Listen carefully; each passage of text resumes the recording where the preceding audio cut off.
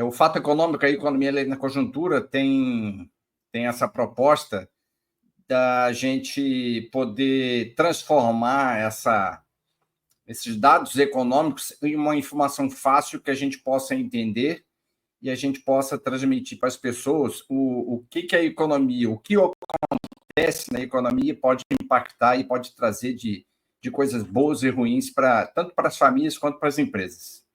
O IBGE, o Instituto Brasileiro de Geografia e Estatística, presidido atualmente pelo Pockmann, acho que é assim que se pronuncia o nome dele, liberou na manhã do dia de hoje, sexta-feira, dia 10 de janeiro, o resultado, podemos dizer assim, né, os indicadores do IBGE, do Sistema Nacional de Índice de Preço ao Consumidor, tanto o IPCA quanto o INPC. O IPCA, no caso, é o Índice Oficial de Inflação, aquele que está linkado ali com a meta de inflação que é perseguida a todo custo, a todas as maneiras, pelo Banco Central. Tá?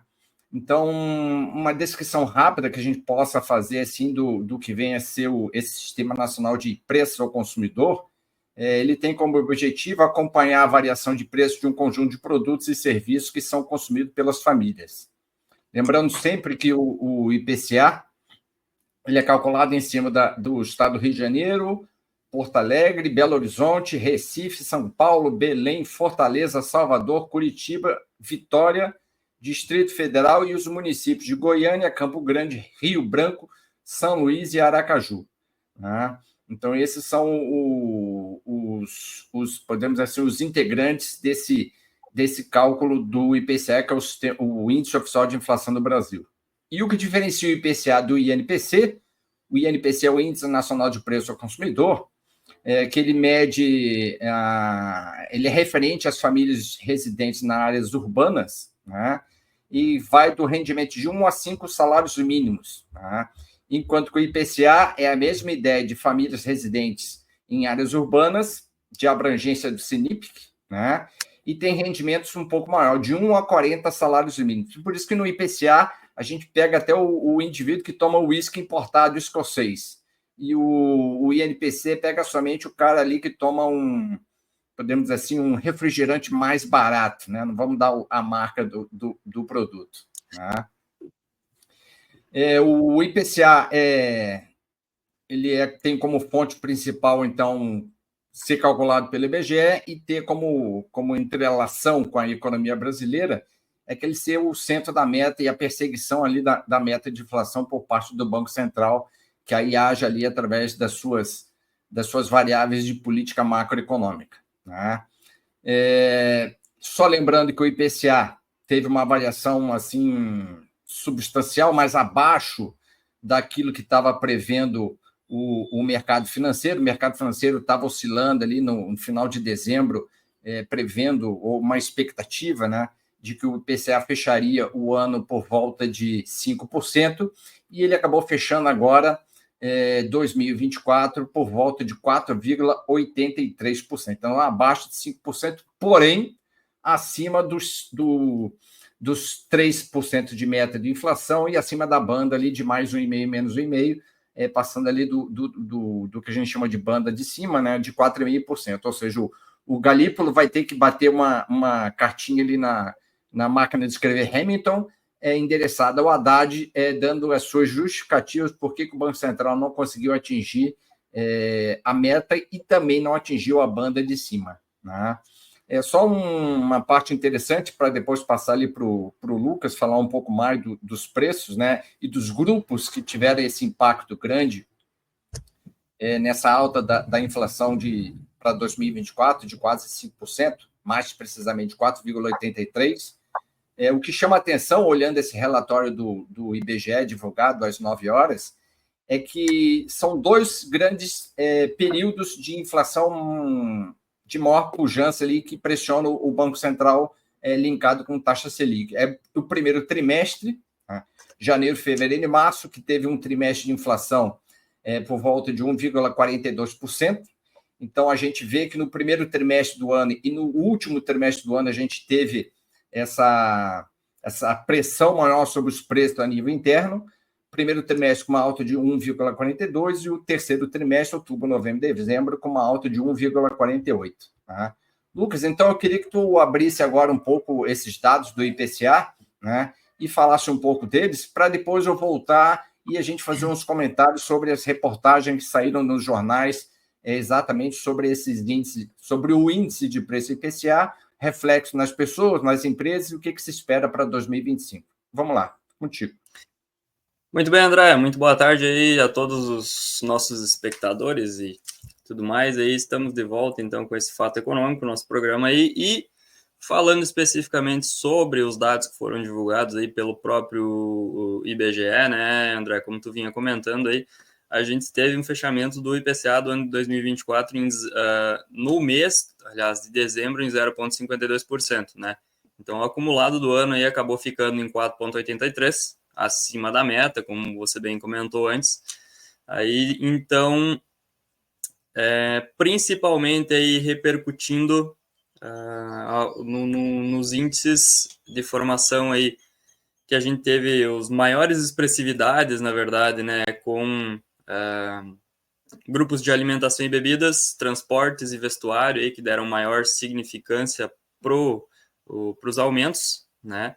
A habitação, enfim, foi um dos que teve também uma grande repercussão, mas de forma negativa, então, principalmente justificado na própria queda nas tarifas de energia, né, que a gente tinha lá em outubro, novembro, a gente estava com bandeira vermelha, amarela, enfim, todos os patamares mais elevados ali, onde que acabava multiplicando o gasto das pessoas com o índice de habitação. E virando o mês de dezembro, aí houve então o retorno para a bandeira tarifária verde, né, onde que não é cobrada tarifa extra, então resultando aí nessa queda do próprio índice de habitação. Alimentação e bebidas foi o quarto aumento consecutivo que teve aí no mês de dezembro, né, chegando a 1,18%, né, principalmente. Eu só quero trazer um pouquinho de dados aqui para vocês sobre as regiões, tá? Então, a nossa região aqui, que pega a abrangência maior é de Porto Alegre, né? Ela teve um aumento de 0,5%, né? 0,50%, a gente pode dizer, no mês de dezembro, tá? E a variação acumulada no ano para Porto Alegre foi de 3,57%, enquanto em São Paulo a média acumulada foi de mais de 5%. Até Goiânia também foi uma das regiões bem de maior expressividade. São Luís, no Maranhão, também teve 6,51% de aumento acumulado no ano, né? Então, essas médias, elas são balanceadas, né, entre as cidades onde é pesquisado o IPCA e resultando nos 4,83% de média aí no nosso Brasil, tá?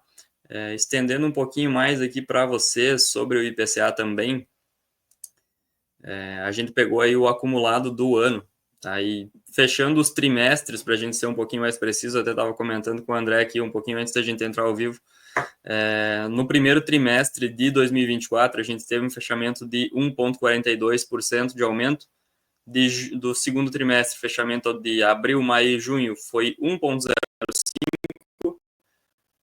de julho a setembro, 0,8%, e o fechamento do ano, o último trimestre, então o quarto trimestre, a gente fechou em 1,48%. Né? O que a gente pode destacar um pouquinho aqui com relação a esses fechamentos de cada trimestre, justamente no início do ano, até o André, se quiser comentar um pouquinho aí o que a gente tinha antes, né, com relação às possíveis causas disso, André? Esse ano de 2024, a gente teve como impacto principal, né, no início foi as chuvas, né, aquelas chuvas, nem chuva, as tormentas que tiveram no Rio Grande do Sul e tiveram impacto no ambiente agrícola, né, isso impacta a soja, todos os produtos que o Rio Grande do Sul produz e exporta. A gente teve, a nível nacional, a gente teve a questão da seca, a falta de chuvas não localizadas em determinados locais e não abundantes, né? Isso teve um impacto severo ali no montante agrícola do Brasil como um todo e do Rio Grande do Sul, tá? Além disso, a gente teve o quê? O apetite chinês diminuiu um pouco em 2024, e isso pressionou um pouco o preço das commodities a nível internacionais, minério de ferro, né, assim por diante.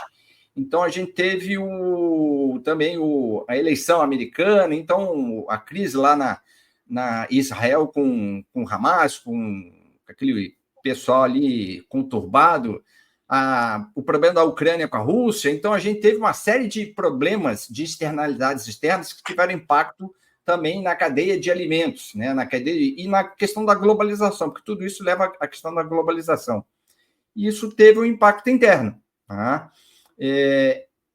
No âmbito interno, né, o que mais gerou turbulência ali do segundo semestre foi a questão da política governamental de gastos excessivos, que induz mais juros, o juros maior está atrelado a mais dívida, e isso fez com que ali nos últimos 3 meses do ano 2024 tivesse aquele atrito severo ali entre o governo federal e o mercado financeiro. Né? A questão é que o mercado financeiro não é o vilão, né? E o governo tem que se adequar àquela necessidade que você também não pode gastar além daquilo que tu tem, né? Porque esse endividamento tem um limite, né? Tem um limite que o próprio mercado financeiro vai aceitar te emprestar o dinheiro, levando em consideração um prêmio de risco que é a taxa Selic, né? Acho que esses foram os maiores ingredientes para esse ano turbulento que a gente teve a nível de Brasil, a nível internacional também, que impactaram também as commodities no Brasil e no mundo, né, de uma maneira geral. Mais ou menos por aí, né, André? Eu até estava dando uma olhadinha aqui agora também na sequência do que foi divulgado aí pelo IBGE, e a gente tem aí um pouquinho do histórico também anual, né? 2023, o IPCA tinha atingido aí o patamar de 4,62, né, no fechamento do ano. 2024 ficou em 4,83. Então, a gente teve aí um leve aumento com relação ao ano anterior, né? E o que a gente teve de maior expressividade e realmente aqui maior peso dentro do ano de 2024 foi alimentação e bebidas. Ficou com um acumulado de 7,69, né? Então, muito provavelmente, como tinha comentado, né, André, foi de responsabilidade e justificando com o impacto no agro, principalmente, e querendo Sim. ou não, é daí que vem os alimentos, é daí principalmente que sai a matéria-prima, né, para tudo. Dos grupos e subgrupos, né, que saíram ali da divulgação do peso total do IPCA, o de maior alta no índice total de 4,83 para o ano de 2024, né, o maior peso veio do grupo de alimentação e bebidas, com uma alta de 7,69. A segunda maior alta foi da área de educação, com uma alta de 6,70. Né? Da educação com 6,70 foi puxado principalmente por cursos regulares, leitura e cursos diversos. Né? Mas se a gente se ater apenas no grupo de alimentação, a gente pega ali carnes, que a gente comentou várias vezes nos programas, Sim. Uma alta no ano de 20,84%, carnes e peixe industrializados com uma alta mais modesta, 2,57%, aves e ovos com uma alta de quase 6,6%, leites derivados com uma alta de 10,37%, panificados com uma alta de quase 2,5%, óleos e gorduras com uma alta de quase 20% e bebidas e infusões com uma alta de quase 15%. Então, a gente vê que o grupo de alimentação foi o grande vilão ali do IPCA para o ano 2024. Né?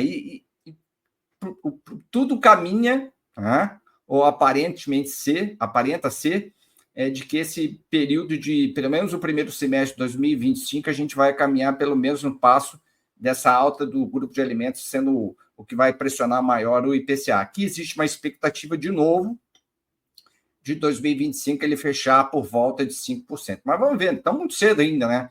Como a gente estava lá no início de 2024 prevendo um IPCA mais cômodo, uma Selic menor, chegou em dezembro de 2024, foi tudo diferente, né? Então, a gente espera hoje um IPCA por volta de 5% e uma Selic por volta de 15%. Alguns bancos já dão 16% de Selic ao final de 2025. Né? Isso é bem preocupante, na verdade, se a gente for considerar a taxa de juros chegando aí ao nível de 15%. Se a gente for buscar esses dados aí na curva de juros futuros, que o pessoal comenta aí bastante no mercado financeiro, que é o DI futuro, né? Ele já está em patamares para fechamento de 2025 acima de 15%, né? Como tu bem comentou aí, a questão de projeções aí até 16%.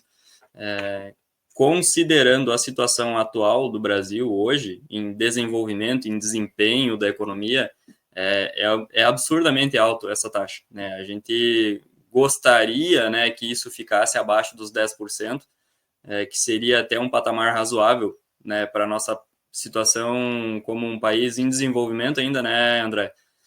Sim. Então, existe aquela questão da contradição entre você ter um país que é considerado como um país de rentista, de pessoas que aplicam dinheiro por ter uma taxa de juros elevada, e o próprio investidor em capital produtivo, que a gente chama, que é o cara que vai lá e ele capta dinheiro no banco para investir no seu negócio e aí acaba pagando a mesma taxa que é remunerada para quem investe, né, para quem deixa o seu dinheiro aplicado. Sim. A taxa de juros elevada, no nível que está hoje, ela acaba atraindo investimento externo, né, para a gente aqui. Acaba equilibrando a balança o balanço de conta corrente, né, André, de entrada de dólar no nosso país, né, moeda estrangeira, mas prejudica a gente com taxa de câmbio, prejudica de uma forma geral aí por questões contextuais da situação atual do Brasil. A gente, como vem comentando aí há um bom tempo, situação fiscal é o que está causando todo esse alvoroço, principalmente, né, o ajuste fiscal, que dados foram divulgados aí que praticamente o déficit não foi tão elevado quanto se previa, mas a gente sabe que a situação real não é exatamente essa, né? Então, acaba agravando a questão do risco país, né? O risco de se investir no Brasil hoje. Para nós que estamos aqui, dependemos de importação, a taxa de câmbio está prejudicando bastante, para o produtor principalmente, quando se trata de comprar insumos para produzir, vamos relacionar aí com a produção de commodities, soja, por exemplo. É ótimo para quando você tem a colheita da safra, agora na sequência, se esse dólar se manter elevado, os preços vão subir e vai trazer uma maior rentabilidade para o produtor de soja. Só que ao passo que ele vai entrar na próxima safra, se continuar ainda em preços elevados a cotação do dólar, ele vai sofrer bastante com a compra dos insumos, sementes, defensivos e tudo mais, que em grande maioria é tudo importado para o Brasil de outros países. Então a taxa de câmbio acaba prejudicando, encarecendo tudo isso, né? Mas vamos acreditar que até o final do ano, início da próxima safra, a situação do nosso país melhore e acabe convergindo essa taxa de câmbio para um patamar um pouco mais baixo, né, André? Tu sabe assim, o Lucas, o site chamado inteligenciafinanceira.com.br veio com uma reportagem bem interessante sobre essa questão do IPCA, né? Diz assim, o IPCA acelerou em dezembro e o Brasil voltou a estourar a meta da inflação no ano passado, né? Sim. E na reportagem ele fala assim, IPCA hoje, alimentos pesam no bolso. Aí ele continua, gasolina, planos de saúde e café também pesaram no bolso. Passagens aéreas mais baratas. E aí ele apresenta assim, ó, os 10 itens que mais pesaram no bolso em 2024. Gasolina, com uma alta de 9,71, plano de saúde com uma alta de 7,87, refeição fora de casa 5,70, café moído 39,6 e o condomínio 6,25, né? Depois, os que mais ficaram mais baratos no IPCA, os 4 primeiros. Passagem aérea, uma queda de 22,2%, tomate, uma queda de 25,86%, a cebola com uma queda de 35,31% e a batata inglesa com uma queda de 12,53%. Né? E aí ele termina a reportagem falando assim, o que acontece após o estouro da meta de inflação? Né? E ele diz na reportagem, de forma prática, o Banco Central precisa explicar as razões por meio de carta aberta ao ministro da Fazenda, Fernando Haddad. Então, o documento deve trazer a descrição detalhada das causas do descumprimento, bem como as medidas necessárias para assegurar o retorno da inflação aos limites estabelecidos. Que é aquela velha história de subir a Selic para fazer com que os juros mais caros comecem a reduzir a pressão inflacionária, né, na economia. Vamos ver lá o que o Haddad vai referendar na cartinha que o Galípolo vai mandar para ele. Né? Exatamente. Agora a gente tem que aguardar, ver quais vão ser as justificativas, né? E esperar para que agora, no próximo ano, a situação venha a trazer um pouco de melhora para o nosso âmbito. Esperemos que o governo cumpra com as promessas de reforma fiscal que foram prometidas aí no final do ano passado, que foram postergadas e postergadas por vários momentos, dizendo que iam ser anunciadas e acabou criando uma tensão aí no mercado. Então, finalmente, quando foram anunciadas, acabou não sendo tão bem recebida pelo mercado e foi o que principalmente causou aqueles estouros que teve aí de níveis históricos da taxa de câmbio, né? Desde o início aí do Plano Real. Então, só para fazer o link final ali, para a gente fechar aqui, no mesmo site ali do Inteligência Financeira, ele tem uma outra reportagem linkada ainda com a questão da reportagem do IPCA. Ele diz assim, o que esperar para a inflação agora em 2025, depois do estouro da meta de 2024. Tá? Eu vou ler alguns trechos assim, importantes. Tá? O Banco Itaú, segundo essa reportagem, diz que os números divulgados agora da inflação do IPCA de 2024 dizem que o núcleo de inflação segue pressionado e não deve diminuir nas próximas divulgações. Ou seja, aquilo que a gente já falou também, que ele deve continuar pressionado aqui no primeiro semestre. Tá? O C6 Bank diz que a inflação em 2025 deve bater os 5,7%. A Sul América Investimentos acha que ele vai bater o final do ano em 5,3%. Tá? A Nathalie Victal, a economista-chefe da Sul América Investimentos, diz que o cenário vai ser mais desafiador ainda para o preço do setor de serviços em 2025. Tá? Então, os bancos também dizem que essa trajetória de 2025 vai ser um pouco mais complicada do que a gente teve no ano inteiro de 2024. Vamos tirar só os 3 últimos meses, foram os mais conturbados. Mas deve ser um ano mais trabalhoso, podemos dizer assim, para o Haddad e para o Galípolo lá em segurar a rédea do dragão da inflação, que parece que ele está querendo voltar a conhecer o Brasil de novo, né? Já conhecemos ele bem nos anos 70 e 80, né? Até chegar ali o 94 com o Plano Real, que deu aquela estabilizada de economia de primeiro mundo, né? Vamos ver o que nos espera aí nessa trajetória de 2025. Tem mais alguma coisa a fazer? Senão podemos fazer o fechamento desse fato econômico online aí para o pessoal.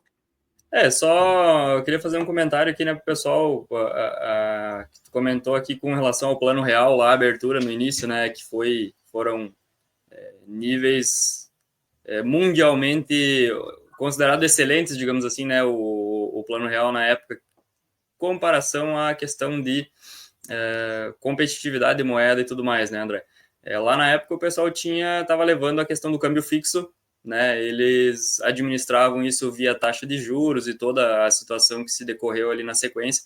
Houveram várias crises financeiras na sequência ali após o Plano Real 95, 97, salvo engano, a gente teve crise na Rússia, crise no México, e tudo isso repercutiu em cima do próprio Plano Real na época lá, o que acabou obrigando, de certa forma, a largar a mão da âncora cambial, que chamavam na época, né, o câmbio fixo, deixar ele flutuar, para que a taxa de juros fosse trazida para um nível mais baixo lá na época. Claro que a situação hoje é completamente diferente, e se falar em câmbio fixo hoje seria algo extremamente fora de contexto para qualquer país, né, André? Então, se tem muitas... Não temos reserva suficiente para fazer uma coisa dessa. Jamais. Se tem várias outras ferramentas para se fazer esse controle hoje, tanto de inflação quanto não digo de taxa de câmbio, mas você manter a taxa de câmbio e a tua moeda valorizada depende muito do nível de risco que você tem em relação à economia do teu país, ao nível de responsabilidade fiscal, que é o que está economia argentina, né? Exatamente. Eu fiz um comparativo. Dá uma olhada no vizinho ali, no Milei ali. O que o Milei está fazendo? Pode ser que sejam medidas não populares? Pode. Porque ele está sendo necessário ele recuperar a economia argentina, que por vários anos sofreu muito com a questão de déficit, calote fiscal, enfim, todo aquele contexto anterior, dos governos anteriores. Ele está recuperando a economia, consequentemente, a moeda argentina foi a que teve o melhor desempenho no último ano, né, que teve a maior valorização de 40%, se não me engano, de acordo com uma reportagem que saiu aí na Infomoney também.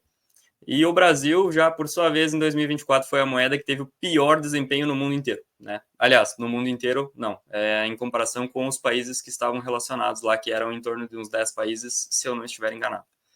Mas, vamos lá, né, André? Esperamos trazer nos próximos episódios aqui expectativas um pouco mais positivas. Vamos lá. Fato econômico, a economia, além da conjuntura, fica por aqui. Bom final de semana a todos, né? Aprendam e não gastem todo o dinheiro. Lembrem sempre um dinheirinho para ser guardado mais adiante. Tesouro Direto está aí. Aproveitem. As taxas não estão tão boas quanto estavam em dezembro, mas ainda são interessantes, né? Tesouro Direto é um grande presente de aniversário para qualquer parente e amigo que vocês possam dar aí. Grande abraço. Fomos.